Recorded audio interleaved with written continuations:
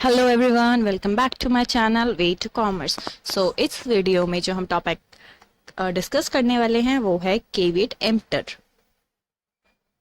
So doctrine of caveat emptor क्या होता है? देखो, केविट एम्प्टर का बिल्कुल एक सिंपल मीनिंग देखें तो उसका मतलब होता है let the buyer beware. मतलब सारी जो रिस्पॉन्सिबिलिटी है वो बायर की है जब भी वो सामान खरीद रहा है। ठीक है, सेलर बिल्कुल सेफर साइड पे, उसकी कोई रिस्पॉन्सिबिलिटी नहीं है। इसका मतलब बिल्कुल बेसिक मतलब ये होता है let the buyer beware. Caveat emptor means let the buyer beware. Okay, according to the doctrine of caveat emptor, it is the duty of the buyer to be careful while purchasing goods of his requirement। मतलब जो buyer है ना, उसको जो goods खरीदना है वो उसी की रिस्पॉन्सिबिलिटी है, वो अपनी रिक्वायरमेंट के अकॉर्डिंग ले। अगर बाद में कोई इश्यू आता है ना गुड्स के साथ, तो वो ये नहीं बोल सकता कि भैया सेलर ने मुझे बताया नहीं था, उसे बताना चाहिए था। नो, सेलर की साइड से कोई रिस्पॉन्सिबिलिटी नहीं है, सिर्फ और सिर्फ बायर की रिस्पॉन्सिबिलिटी है। बायर अलर्ट होना चाहिए कि व्हाट ही इज बाइंग और उसकी क्या रिक्वायरमेंट है, उसी के अकॉर्डिंग बाय करे, उसी के अकॉर्डिंग परचेज करे।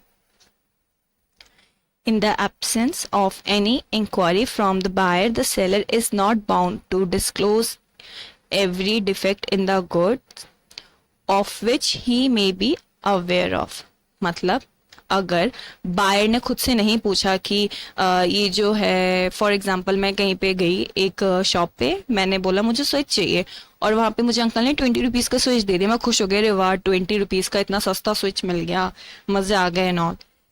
वहां पे किसकी गलती है? मेरी। मैंने इंक्वायरी नहीं करी कि अंकल ये जो आप 20 रुपीज का स्विच दे रहे हो इतना सस्ता क्यों है, क्या इसके साथ कोई प्रॉब्लम है, डिफेक्ट है, या फिर कोई हार्म या डेंजर, कोई ऐसी चीज इसके साथ जुड़ी है। मैंने इंक्वायरी नहीं करी एज अ बायर। तो यहाँ पे अगर बायर इंक्वायरी नहीं कर रहा है तो सेलर की कोई भी रिस्पॉन्सिबिलिटी नहीं बनती है कि अगर उस गुड से कोई हार्म या कोई डिफेक्ट या कुछ भी प्रॉब्लम है तो वो डिस्क्लोज ही करे। नो, यहाँ पे सारी की सारी रिस्पॉन्सिबिलिटी किसकी है? According to caveat emptor, buyer की। एग्जाम्पल देखते हैं। A purchased a horse from B. A need the horse for the riding, but he did not mention this fact to B. The horse is not suitable for the riding, but is suitable only for driven in the carriage. A can neither reject the horse nor he can claim any compensation from B. सो यहाँ पे क्या हो रहा है? ए जा रहा है as a buyer, पर उसने मतलब क्या रिक्वायरमेंट है, वो परचेज क्यों कर रहा है, और सेलर को नहीं डिफाइन करा, डिस्क्राइब नहीं करा। तो यहाँ पे अब सेलर की कोई रिस्पॉन्सिबिलिटी नहीं है कि वो बताइए जो हॉर्स है सिर्फ और सिर्फ कैरेज के काम आएगा, ये राइडिंग के काम नहीं आएगा। तो this is an example of caveat emptor की जो हमारा बायर है उसने बस जाके बोला कि आई नीड अ हॉर्स, और वो हॉर्स लेकर आ गया। अब हॉर्स चाहे वो भाग नहीं सकता या कोई प्रॉब्लम है हॉर्स को, फॉर से उसके पैर में फ्रैक्चर है समथिंग, तो ये सारी चीजें सेलर डिस्क्लोज नहीं करेगा। ठीक है, उसकी रिस्पॉन्सिबिलिटी नहीं है, सिर्फ और सिर्फ बायर की रिस्पॉन्सिबिलिटी है कि वो इंक्वायरी करे, अगर उसे जो सामान चाहिए वो रिक्वायरमेंट्स बताए। तो यहाँ पे A as a buyer can not reject the horse. अब एक बार उसने खरीद लिया था, वो उसको यूज ही करना है, वो ना कोई कंपनसेशन ले सकता, ना प्राइस ले सकता, ना इंटरेस्ट ले सकता, ना ही उसे रिजेक्ट कर सकता। Okay, so next is exceptions to caveat emptor. जैसे केविट एम्प्टर है ना कि बायर की ही रिस्पॉन्सिबिलिटी है, लेकिन कुछ केसेस में एक्सेप्शंस होती है कि रिस्पॉन्सिबिलिटी बायर की नहीं होती है, या फिर सेलर की भी कुछ रिस्पॉन्सिबिलिटी होती है, और कुछ केसेस में केविट एम्प्टर अप्लाई नहीं होता है। सो एक्सेप्शंस देखते हैं। The first one is where the seller makes a misrepresentation to the buyer or false representation amounting fraud and buyer relies on it। मतलब सेलर जानबूझकर ही उसको झूठ बोल रहा है कि फॉर से एक किसी मोबाइल शॉप पे गई और मैंने बोला कि आई नीड अ फोन, मेरे फोन में मेरे को मेन पर्सपेक्टिव मेरा ये है कि मुझे उसका हेवी यूज करना है, मेरे को अपने कॉलेज के काम के लिए चाहिए। ठीक है, तो फिर वहाँ पे जो सेलर है वो बहुत ज़्यादा मिस रिप्रेजेंटेशन कर रहा है कि यार ये तो बहुत अच्छा फ़ोन है, इसका इतना स्टोरेज है, और इसका जो एंड्रॉयड वर्जन है वो इतना है, रैम इतना है, रोम इतना है, ऐसा करके बहुत ज़्यादा सच्ची झूठी बातें करके मेरे को फ़ोन बेच दिया।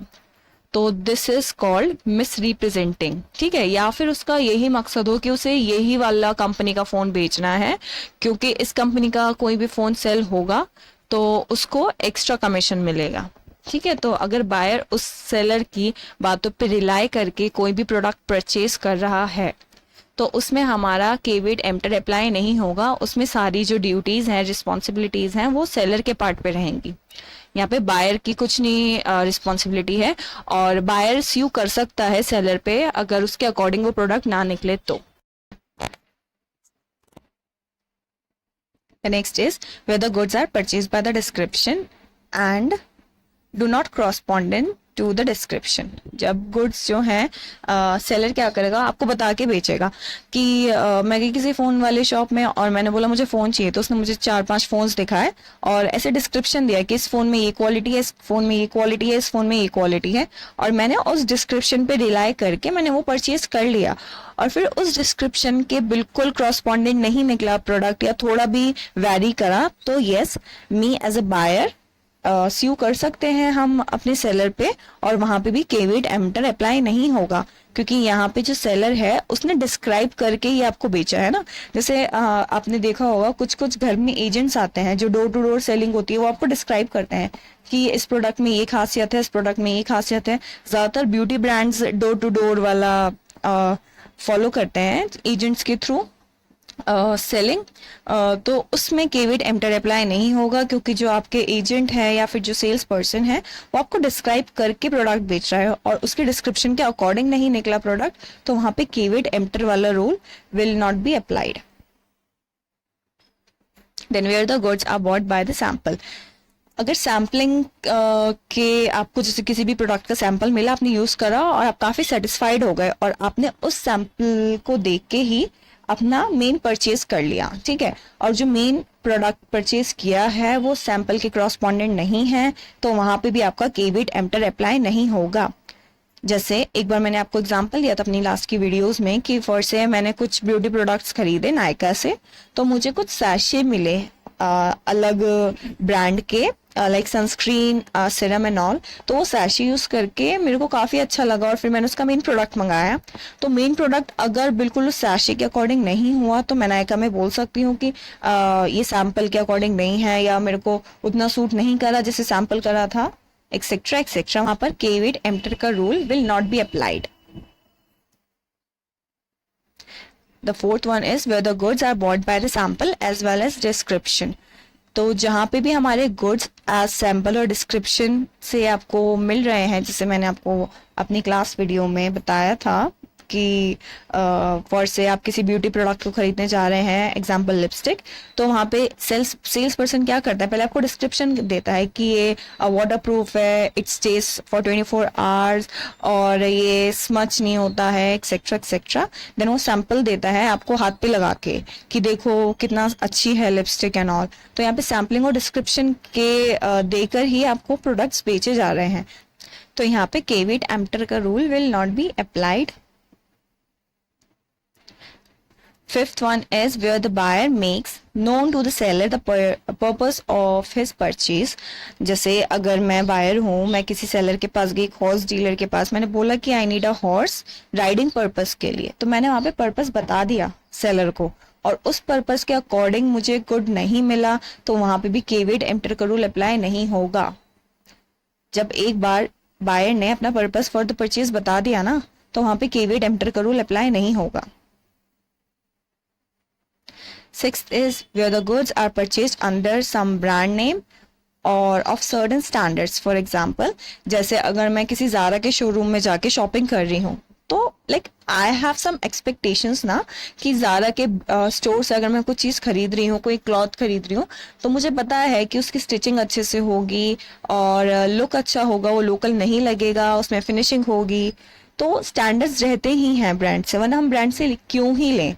तो केविड एम्प्टर का रूल वहां पे भी अप्लाई नहीं होगा। फॉर से मैं ज़ारा के शोरूम में गई, मुझे कुछ चीज़ पसंद आई और मैंने ले ली, ठीक है, तो वहां पे ज़रूरी नहीं है कि मैं पहले एक पीस पकड़ के उसे खोल खोल के देखूं कि इसमें कोई स्टिचिंग तो नहीं हट रही है या फिर इसमें फिनिशिंग है या नहीं। वहां पे केविड एम्प्टर का रूल अप्लाई नहीं होगा। और सेम एग्जाम्पल को अलग तरीके से लेते हैं। For example Sarojini Nagar market में कोई शॉपिंग के लिए गया, वहां पे उसने कोई टॉप लिया, तो वहां पे केवीट एम्प्टर का रूल अप्लाई होगा, क्योंकि वहां पे ब्रांड्स नहीं है, वो तो स्ट्रीट मार्केट है ना। तो वहां पे आपने कुछ भी टॉप वगैरह खरीदा, घर पे आके देखा उसमें स्टेन लग रहा है, तो वहां पे तो केवीट एम्प्टर का रूल अप्लाई होगा, क्योंकि वहां पे कोई ब्रांड नेम नहीं है।